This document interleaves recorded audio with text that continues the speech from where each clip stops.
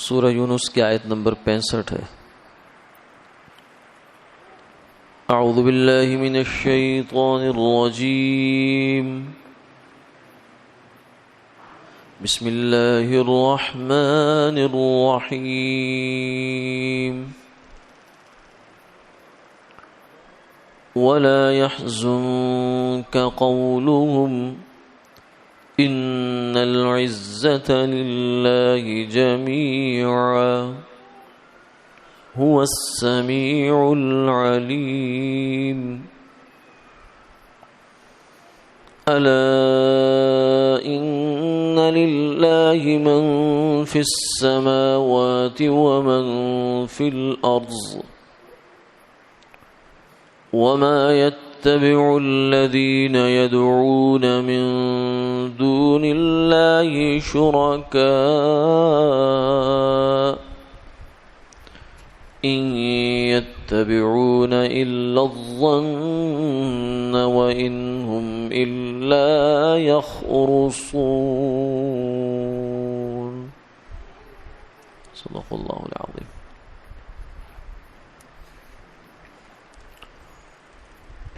اور رنج مت کر ان کی بات سے، اصل میں سب عزت اللہ کی ہے، وہی ہے سننے والا جاننے والا۔ آگاہ رہو، بے شک اللہ کے لیے ہے جو کچھ زمین میں ہے، جو کچھ آسمان میں ہے، اور جو پیچھے پڑتے ہیں اللہ کے سوا شریکوں کو پکارنے والے، سو یہ کچھ نہیں مگر پیچھے پڑے ہیں اپنے خیال کے، اور کچھ نہیں مگر اٹکلیں دوڑاتے ہیں۔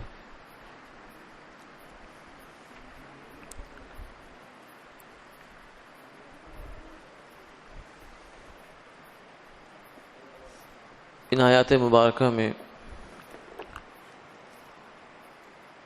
وہ مضمون بیان ہوا ہے جو قرآن پاک میں بہت دفعہ مختلف انداز سے جس کا بیان چلتا رہتا ہے۔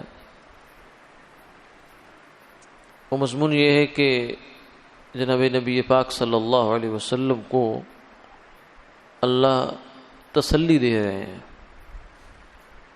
کہ جو مشرکین مکہ آپ سے اس قسم کی الٹی سیدھی باتیں کر دیتے ہیں تو اس سے آپ کا دل تنگ نہ ہو، آپ غم نہ کریں، اس سے پریشان نہ ہوں، ان کی باتیں سن کر پریشان نہ ہوا کریں، کیونکہ ان کے اختیار میں تو کچھ بھی نہیں ہے، اختیار تو سب اللہ کا ہے، بادشاہت اس کی ہے، ملک اس کا ہے، سلطنت اس کی ہے، سب کچھ اس کا ہے۔ ان العزت للہ جمیعا، عزت یعنی غلبہ وہ اللہ کے لیے ہے پورے کا پورا۔ یعنی اس دنیا میں بظاہر ہمیں نظر آتا ہے کہ کسی کا غلبہ ہو گیا، مگر وہ غلبہ نہیں ہے، وہ ایک ظاہری اور عبوری سی بات ہے، چاہے وہ وقت اس کا لمبا بھی ہو جائے، جیسے فرعون کے بارے میں آتا ہے کہ بہت طویل عرصہ اس کا ایسا گزرا کہ جس میں اس نے اتنے بچے قتل کروائے۔ ظاہر ہے کہ جو اتنے سارے بچے قتل کروائے تو ایک دن میں تو نہیں کروائے اس نے، ایک لمبا زمانہ تھا، اور بھی مظالم کرتا رہا، کفر بھی کرتا رہا، ظلم بھی کرتا رہا، خدا کا انکار بھی کرتا رہا، مگر اس کو پھر بھی ڈھیل ملتی رہی۔ تو یہ بعض دفعہ ڈھیل ملتی ہے کافر کو، نافرمان کو، اس لیے فرمایا لا یغرنک تقلب الذین کفروا فی البلاد متاع قلیل ثم مأواہم جہنم وبئس المہاد، کہ ان کافروں کا دنیا میں شہروں میں دن دناتے پھرنا، چلتے پھرنا، یہ تمہیں دھوکے میں نہ ڈال دے کہ جناب یہ تو نافرمان ہے اللہ کے، لیکن ان کا معاملہ کیسا ہے کہ ان کو تو سب کچھ دیا ہوا ہے اور مسلمانوں کے پاس کچھ بھی نہیں ہے۔ متاع قلیل، فرمایا کہ یہ اس کی حیثیت کچھ بھی نہیں ہے، یہ بہت تھوڑا سامان ہے ان کے پاس، اتنا تھوڑا کہ اس کو آخرت کے ساتھ کوئی نسبت بھی نہیں ہے، کیونکہ سمندر میں اور قطرے میں پھر بھی ایک نسبت ہے، لیکن اس دنیا کی زندگی میں اور آخرت کی زندگی میں یہ نسبت بھی نہیں ہے، کیونکہ یہ دنیا کی زندگی 50 60 70 80 100 سال ہے، اور آخرت کی زندگی کبھی ختم نہ ہونے والی۔ امام غزالی رحمۃ اللہ علیہ نے اس کو ایک مثال سے سمجھایا، فرمایا فرض کرو، انسان مثال سے ذرا اچھی طرح سمجھ لیتا ہے بات کو، کہ یہ جو زمین و آسمان کے درمیان کا خلا ہے نا، جو کتنا ہے اللہ جانے، زمین کی پیمائش کتنی ہے وہ بھی انسان پوری طرح نہیں نکال سکتا، اس سارے خلا کو رائی کے دانوں سے بھر دو، رائی کا دانہ سب سے چھوٹا دانہ ہے، اور ایک پرندہ 1000 سال کے بعد آئے اور ایک دانہ اٹھا کر لے جائے،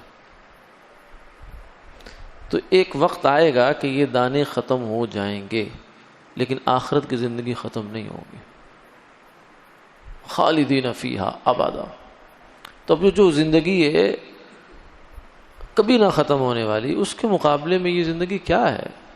50 60 70 80 سال 90 سال 200 سال لگا لیں، 300 سال لگا لیں، 1000 لگا لیں کسی کی زندگی، آخرت کے مقابلے میں تو کچھ بھی نہیں ہے، بہت قلیل بھی اس کو کہنا بہت مشکل ہے، کیونکہ قلیل پھر بھی اس کے مقابلے میں کثیر کے مقابلے میں قلیل ہے، کثیر اور قلیل آپس میں کوئی نسبت رکھتے ہیں بہرحال، لیکن اس زندگی کی کوئی نسبت نہیں ہے۔ تو اس لیے فرمایا کہ یہ ان کے پاس اگر کچھ یہاں آ گیا تھوڑا بہت تو اس سے آپ کو پریشان ہونے کی ضرورت نہیں ہے، نہ ان کی باتوں کو دل پہ لینے کی ضرورت ہے۔ ان العزت للہ جمیعا، کیونکہ غلبہ اللہ کا ہے، اور یہ جو دنیا میں ان کو اس وقت اللہ تعالیٰ نے کچھ دے رکھا ہے، تو یہ بھی ایسا نہیں کہ اللہ سے کوئی بڑھ کر یہ کام کر رہے ہیں، نہیں، بلکہ اللہ نے اس دنیا کو آزمائش گاہ بنایا ہے، امتحان گاہ ہے، تو اس میں ان کو اختیار دے رکھا ہے، اپنے ہاں سے دیا ہے مگر اختیار دیا ہوا ہے۔ جیسے امتحان گاہ میں غلط پرچہ لکھنے والے کو بھی وہی سہولیات ملتی ہیں، غلط جواب دینے والے کو بھی، اور صحیح جواب دینے والے کو بھی وہی سہولیات ملتی ہیں، وہی پنکھا، وہی چھت، وہی بجلی، وہی پانی، وہی ماحول، دونوں کو ایک جیسا مل رہا ہے۔ یہ تو نہیں کہ جو صحیح پرچہ دے اس کو سہولیات دی جائیں، جو صحیح نہیں دے رہا اس سے سہولیات اٹھا لی جائیں، نہیں، یہ امتحان کے خلاف ہے۔ امتحان میں یکساں برابر کا معاملہ ہوتا ہے سب کے ساتھ، تو کافر کے ساتھ بھی، مسلمان کے ساتھ بھی، بلکہ اللہ تعالیٰ فرماتے ہیں کہ اگر ہمیں مسلمانوں کے کچھ ڈگمگانے کا مسئلہ نہ ہوتا تو ہم کافر کو اور زیادہ دے دیتے۔ وَلَوْلَا أَن يَكُونَ النَّاسُ أُمَّةً وَاحِدَةً لَجَعَلْنَا لِمَن يَكْفُرُ بِالرَّحْمَنِ لِبُيُوتِهِمْ سُقُفًا مِّن فِضَّةٍ وَمَعَارِجَ عَلَيْهَا يَظْهَرُونَ۔ فرمایا کہ اگر یہ لوگ سب ایک نہ ہوتے، یعنی ایک جیسی نفسیات مزاج ہے، تو ہم کیا کرتے، جو خدا کا انکار کرنے والے ہیں نا، تو ان کی ہم چاندی کے چھت بنا دیتے ہیں، یعنی چھت چاندی کے، اور سیڑھیاں بھی ان کی چاندی کی ہوتی، یعنی جنت میں جو کچھ دینا ہے مسلمان کو اس کو ایک ہلکا سا نمونہ یہاں دے دیتے کافر کو، کیونکہ اس کے لیے تو جنت ہی ہے۔ الدنیا سجن المؤمن و جنت الکافر، دنیا مسلمان کے لیے قید خانہ ہے اور کافر کے لیے جنت ہے، تو اس کی تھوڑی سی جنت سے ہلکی سی جھلک اس کو یہاں دے دیتے، کیونکہ آگے جا کے تو اس کے ساتھ کچھ نہیں ملنا بیچارے۔ تو فرمایا کہ یہ ہم نہیں کرتے، اس لیے ہم نے ویسے رکھ دیا بات۔ مسلمان پہ پابندیاں ہیں بہت ساری، کافر پہ پابندی کوئی نہیں۔ کافر جیسے مرضی کمائے، رشوت سے کمائے، سود سے کمائے، جوے سے کمائے، حرام چیزوں بیچ کر کمائے، ملاوٹ کر کے کمائے، اس پر کوئی پابندی نہیں ہے۔ لیکن مسلمان پہ قدم قدم پہ پابندی ہے، وہ کاروبار کرنا ہے تو حلال کرنا ہے، حرام چیزیں نہیں بیچنی، ملاوٹ والی چیز نہیں بیچنی، جھوٹ بول کر کاروبار نہیں کرنا، رشوت نہیں لینی، اپنی آمدن نہیں بڑھانی، سود کے ذریعے سے اپنی آمدن میں اضافہ نہیں کرنا، یہ بہت ساری پابندیاں ہیں۔ غلط طریقے سے کاروبار نہیں کرنا، پھر آگے جو پیسہ کما کر لایا ہے پھر اس کھانے میں بہت سی پابندیاں ہیں، اسراف سے بچتے ہوئے استعمال کرو اس کو، فضول خرچی نہیں کرنی، گناہ کے کاموں میں نہیں خرچ کرنا، حلال کمایا تو حلال میں لگاؤ اس کو، حلال طریقے پہ اس کو خرچ کرو، یہ پابندیاں. تو مسلمان تو بیچارہ پابندیوں کا ہی شکار رہتا ہے. تو اس لیے فرمایا الدنیا سجن المؤمن، یہ قید خانہ ہے. قید خانے میں قیدی آزاد نہیں ہوتا، یعنی ویسے تو چل پھر سکتا ہے، وہ ایک بیرک سے دوسری بیرک میں بعض دفعہ چلے جاتے ہیں، ورنہ کم سے کم اس بیرک کے اندر تو کافی چل لیتے ہیں. لیکن اس کے باوجود مجموعی طور پر آخر میں ایک پابندی ہے کہ اس سے باہر نہیں جا سکتے. تو اسلام کی ایک ایسی پابندی ہے مسلمان پر کہ وہ اس پابندی کو کراس نہیں کر سکتا، اس سے باہر نہیں جا سکتا. یہی پابندی اس کی اصل، اس کی فضیلت اور اس کے آگے جو انعامات اس کو ملنے، اسی پابندی کی بنیاد پر ملنے ہیں. تو کافر اور مسلمان کی زندگی میں یہ فرق اس دنیا میں ہے. لیکن فرمایا کہ یہ سارا کوئی نظام ہم نہیں دیا ہوا ہے، کوئی اور خدا نہیں ہے. ان العزت للہ جمیعا، غلبہ ہمارا ہے. هو السمیع العلیم، وہی سننے والا بھی ہے، جاننے والا بھی ہے. کافر جو آپ سے باتیں کرتے ہیں اور آپ کو دل دکھانے والی باتیں کرتے ہیں، طعن و تشنیع کرتے ہیں، یہ سب ہم سن رہے ہیں. یہ نہ سمجھیے گا کہ ہم سن نہیں رہے. ولا تحسبن اللہ غافلا عما يعمل الظالمون، ظالم کیا کر رہے ہیں اللہ کو کبھی بھی، بالکل بھی نہیں، کبھی بھی حاشیہ خیال میں بھی یہ بات نہ لانا کہ اللہ کو خبر نہیں ہے. لا تحسبن اللہ غافلا، قطعا نہیں، کبھی بھی نہیں. اللہ ایک ایک چیز سے باخبر ہے، کون کیا کہاں کب کیسے کر رہا ہے سب جانتا ہے. پھر پکڑتا کیوں نہیں؟ انما یؤخرہم، کیونکہ دنیا آزمائش کی جگہ ہے. لیوم تشخص فیہ الابصار، جس دن آنکھیں چڑھ جائیں گی اور مبہوت پریشان حواس باختہ ہوں گے لوگ، اس دن پکڑے گا ان کو، یعنی قیامت والے دن. وہ السمیع العلیم، وہ جاننے والا بھی ہے، وہ سننے والا بھی ہے. آگے پھر اسی بات کو اور کھولا، الا ان للہ. الا کا مطلب ہوتا ہے آگاہ رہو، یعنی دھیان سے سنو. یہ متوجہ کرنے کے لیے لفظ بولا جاتا ہے الا، یعنی دھیان کرو.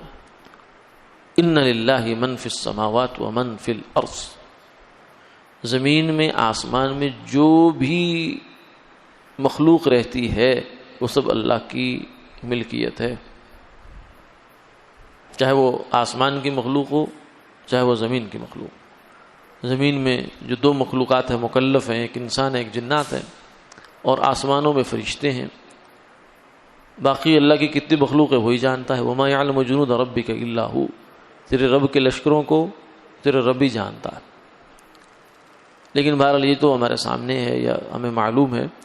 الا ان للہ من فی السماوات و من فی الارض، زمین میں رہنے والے جتنے بھی انسان ہیں اور جتنے بھی دیگر جو ہیں چیزیں ہیں، ومن فی اور آسمان میں رہنے والے فرشتے، سب اللہ کے ہیں، اس کی ملکیت ہے. وہ جو چاہے ان میں تصرف کرے، جیسے چاہے ان کو چلائے. ان کے ظاہری تصرف بھی اللہ کا ان پر، اور باطن بھی اللہ کا. فرمایا ان القلوب بین اصبعی الرحمن، کہ مخلوق کے دل اللہ کی دو انگلیوں کے درمیان ہے. یقلبها حیث یشاء، وہ جیسے چاہتا ہے ان کو موڑ دیتا ہے، جدھر چاہتا ہے پھیر دیتا ہے، لوگ ادھر چل پڑتے ہیں، رائے عامہ ادھر کو نکل جاتی ہے. تو یہ اللہ تعالیٰ کے کام ہیں، وہ کرتا رہتا ہے. اب رہ گیا مسئلہ کہ فرمایا کہ یہ تو اللہ ہے جن کے پاس یہ سب کچھ اختیار ہے، لیکن یہ لوگ جن کو اللہ کے مقابلے پہ شریک ٹھہرا رہے ہیں، ان کے پاس کیا ہے؟ اور ان کے پاس ان کو شریک ٹھہرانے کی بنیاد کیا ہے؟ یعنی وہ لوگ جن کو شریک بنایا، یعنی بت یا اور اس طرح کے جو لوگ ہیں نیک لوگ، ان کو خدا کا شریک بناتے تھے، تو ان کے پاس تو کچھ بھی نہیں. ان الذین تدعون من دون اللہ لن یخلقوا ذبابا ولو اجتمعوا له وان يسلبهم الذباب شيئا لا يستنقذوه منه ضعف الطالب والمطلوب، کہ جن کو یہ اللہ کے سوا پکارتے ہیں، بتوں کو یا اور نیک لوگوں کو، لن یخلقوا ذبابا ولو اجتمعوا له، ان سب کو اکٹھا کر لو، سب کو اکٹھا کر لیں اور ان سے کہیں کہ ایک مکھی بنا دو، تو نہیں بنا سکتے. اور مکھی بنانا تو دور کی بات ہے. وَإِن يَسْلُبْهُمُ الذُّبَابُ شَيْئًا لَا يَسْتَنقِذُوهُ مِنْهُ ضَعُفَ الطَّالِبُ وَالْمَطْلُوبُ، اگر مکھی ان سے کوئی چیز چھین کر لے جائے تو اس کو واپس نہیں لا سکتے. جو ان سے مانگ رہا ہے وہ بھی کمزور، اور جن کو جو جس سے مانگا جا رہا ہے وہ بھی کمزور. تو اس لیے ان کی حیثیت تو بیچاروں کو کچھ ہے نہیں. اور باقی رہا یہ کہ یہ کس بنیاد پر ان کے پیچھے لگے ہوئے ہیں، تو ظاہر ہے جب وہ ان کے پاس کوئی بنیاد نہیں تو یہ بھی بے بنیاد. ان یتبعون الا الظن، کچھ اٹکل وٹکل ہیں، کچھ چیزیں ہیں ان کے سامنے، فرضی سی چیزیں سن لی اپنے بڑوں سے کہ بتوں سے بڑا کام ہوتا ہے. اور انسان کو چونکہ دنیا ہے اور دنیا میں اللہ نے آزمانا ہے تو اس لیے کام تو ہو جاتے ہیں، بتوں سے بھی ہو جاتے ہیں. اس لیے کیونکہ اگر بتوں سے کام رکتے ہوتے نہ ہوتے تو کوئی بھی ہندو بتوں کو نہ پوچھتا. اس زمانے میں بھی دنیا میں کئی کروڑ لوگ، عرب کے قریب جو ہے قریب 80 کروڑ کے قریب جو ہے اس کی ہندوؤں کی آبادی ہے، یا 60 کروڑ ہوگی، بہرحال پوری دنیا ملا کر قریب اتنی ہے. تو اتنی بڑی آبادی جو ہے وہ بتوں کے آگے جھکتی ہے. ان کے کام بنتے ہیں تو جب بھی جھکتی ہے نا، کیونکہ بنانے والی ذات تو اللہ کی ہے. چاہے بت کے سامنے جا کے کوئی جھکے گا، کیونکہ بت کے پاس کوئی اختیار نہیں ہے. چاہے کوئی کسی قبر پہ جا کے جھکے، اختیار تو نہیں ہے ان کے پاس، اختیار تو اللہ کا ہے. اور کرنے والی ذات اللہ کی ہے، اللہ ہی کرتے ہیں. لیکن مسئلہ یہ ہوتا ہے کہ انسان نے لیا کہاں سے. جیسے ایک حلال کمانے والے کو روزی بھی اللہ ہی دیتا ہے، اور ایک چوری کرنے والے کو، ڈاکہ کرنے والے کو، نوسر باز کو بھی روزی اللہ ہی دیتا ہے، کیونکہ دوسرا خدا نہیں ہے کوئی. تو خدا تو ایک ہی ہے. لیکن مسئلہ یہ ہے کہ لینے والے نے راستہ کون سا چنا ہے. حلال کمانے والے نے، محنت سے کمانے والے نے، خون پسینے کی کمائی کرنے والے نے اچھا راستہ چنا، اور جو غلط طریقہ ہے اس نے غلط راستہ چن لیا، تو نتیجتاً وہ گناہگار ہو گیا اور یہ جو ہے ثواب والا ہو گیا. تو اسی طریقے سے ایک انسان اگر اللہ سے مانگتا ہے، اسی کا اپنے آپ کو محتاج جانتا ہے، تو اس نے صحیح منزل تک پہنچا، اس کو بھی اللہ دے دیں گے اور ساتھ میں اس کو ثواب بھی ملے گا، کیونکہ یہ عبادت کر رہا ہے اللہ کی. الدعاء مخ العبادہ، دعا تو عبادت کا مغز ہے. الدعاء هو العبادہ، دعا اصل میں عبادت ہی ہے. اور جو دوسری جانب جس نے بت کے سامنے جھک کر اس سے کچھ مانگا ہے، ملے گا اس کو بھی، کیونکہ اس نے دینا ہے سب کو، اس کی مخلوق ہے ساری. وہ جیسے معبود ہے ایسے وہ رزاق بھی ہے. یہ نہیں ہے کہ وہ کافروں کی روزی بند کر دیتا ہے، نہیں، کافروں کو بھی دیتا ہے، بلکہ زیادہ دیتا ہے. اور مل تو اس کو بھی گیا ہے، لیکن مسئلہ یہ ہوا کہ اس نے اپنا راستہ خراب کیا. یہ ایسی سمجھیں جیسے ایک ٹینکی ہو، وہاں سے 2 پائپ لگا لیں. ایک صاف ستھرا پائپ ہے، اس سے ٹوٹی سے پانی آ رہا ہے، اور دوسرے پائپ جو ہے اس کے اندر گند ہے. تو اس سے جو پانی آئے گا وہ گندا ہو جائے گا، اور اس سے جو پانی آئے گا وہ صاف ہو جائے گا، وہ صاف رہے گا. تو تو ایک جگہ سے گرا ہے. تو دینے والی ذات تو اللہ کی ہے. کلا نمد ہؤلاء وہؤلاء من عطاء ربک وما كان عطاء ربک محظورا. فرمایا کہ ہر ایک کو، جو دنیا کا طالب ہے اس کو بھی، جو آخرت کا طالب ہے اس کو بھی، دونوں کو ملتا ہمارے خزانے سے ہی ہے. کیونکہ تیرے رب کا خزانہ کسی پر بند نہیں ہے، اس کی عطا کسی سے بھی روکی نہیں گئی، وہ دینے والا ہے. لیکن مسئلہ یہ ہے کہ لینے والا کہاں سے لیتا ہے. تو اس لیے فرمایا کہ ان یتبعون الا الظن، تو یہ ان کے پاس پھر اصل جو بات بنتی ہے وہ تو دلیل پہ آتی ہے بات. یعنی یہ نہیں ہے کہ بھائی کسی بت کے سامنے جھکے تو ہمیں کچھ مل گیا تو یہ بت کے سچا ہونے کی علامت ہے، یہ بت پرستی کے حق ہونے کی علامت ہے. یہ کوئی بنیاد نہیں ہے. اصل تو ایک دلیل دو. کس نے کہہ دیا تمہیں بت پرستی سے حق ہے؟ 1,24,000 انبیاء علیہ السلام دنیا میں آئے، کسی ایک نبی کی تعلیمات میں دکھا دو کہ بت پرستی کی تعلیم ہو. انبیاء علیہ السلام تو ہمیشہ اس کے خلاف چلے ہیں. تو اصل تو یہ ہے، یعنی یہ فائدہ اس کی بنیاد پر ہم کسی کے حق ہونے کے فیصلہ نہیں کر سکتے کہ بت سے کام بنتے ہیں لہذا وہ ٹھیک ہے. تو ایسے تو چوری سے بھی کام بنتا ہے، رشوت سے بھی کام بنتا ہے، تو لہذا رشوت بھی ٹھیک ہوگی. افادیت کسی چیز کی اس کے جائز ہونے کی دلیل نہیں ہوا کرتی.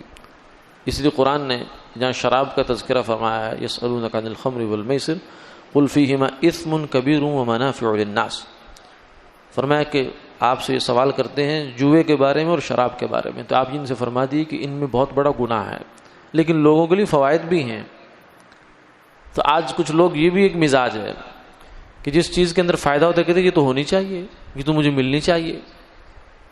کہ یہ سود جو ہے نا، اس کے ذریعے تو پورا بینکنگ کا سسٹم چل رہا ہے. گویا کہ سود ہمارے لیے ایک ہماری معیشت کے پہیے کو چلانے کے لیے مفید چیز ہے، تو مفید ہونے میں تو ہمیں کلام نہیں ہے. سوال یہ ہے کہ یہ جائز ہے یا ناجائز ہے. کسی چیز کا مفید ہونا اور ہے، جائز ہونا اور ہے. خدا خود اس کے بارے میں، شراب کے بارے میں کہہ رہے ہیں کہ اس میں فائدے ہیں لیکن جائز نہیں ہے. وَإِثْمُهُمَا اکبر، لیکن گناہ بہت بڑا ہے کیونکہ اللہ تعالیٰ کو پسند نہیں ہے شراب. تو اس لیے صرف فائدے کو دیکھ کر کسی چیز کو جائز نہیں کہنا چاہیے، اور محض نقصان کو دیکھ کر کسی چیز کو ناجائز نہیں کہہ سکتے. اللہ جس چیز کو حلال کریں گے وہ حلال ہے، جس کو وہ حرام کریں گے وہ حرام ہے. تو یہ فرمایا کہ ان مشرکین کے پاس، بت پرستوں کے پاس اپنے بتوں کو پوجنے کے لیے سوائے اٹکل کے اور کچھ نہیں ہے. وَإِنْهُمْ إِلَّا يَخْرُصُونَ، اور یہ اٹکلیں ظن، بس سنی بات ہے، باپ دادا ہمارے کہتے تھے یہ بت ٹھیک ہوتے ہیں، ان کی پوجا ٹھیک ہے.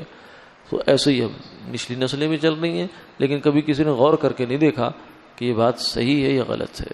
وآخر دعوانا الحمد للہ رب العالمین.